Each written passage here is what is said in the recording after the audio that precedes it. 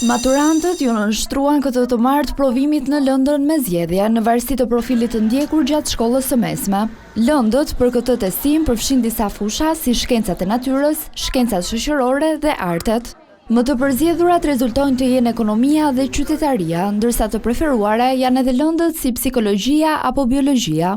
Në ekonomi, të them të drejtën, unë synoj degën e arkitekturës, por më duhej koeficienti i lartë i notës, për këtë arsye zgjodha ekonominë. Unë bëra ekonominë, ishte relativisht mesatarisht i thjeshtë. Unë kisha zgjedhur provimin e ekonomisë. Provimi ishte një nivel mesatar, edhe kam zgjedhur ekonominë se me shumë mundësi do vazhdoj tek Universiteti Ekonomik. Kisha zgjedhur biologjinë, pasi mendoj të vazhdoj për mjekësi o këtu ose jashtë. Dhe testi ishte goxha i thjeshtë sipas meje.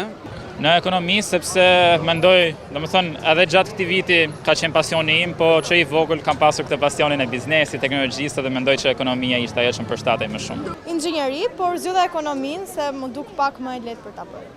Më herët maturantët kanë zhvilluar provimin e gjuhës së huaj, gjuhës shqipe dhe letërsisë, si dhe atë të matematikës.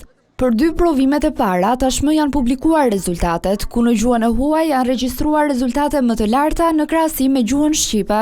Në anglisht kisha rezultate më të lartë dhe besoj se kam dalë më mirë nga që në anglisht flasim gjithë dhe jo media sociale. E letërsisë që pak sa më i vështirë. Po, majca kam bërë unë po, në letërsi dhe në anglisht mirë kisha dalë. Anglisht më dihet. Të kënaqshme.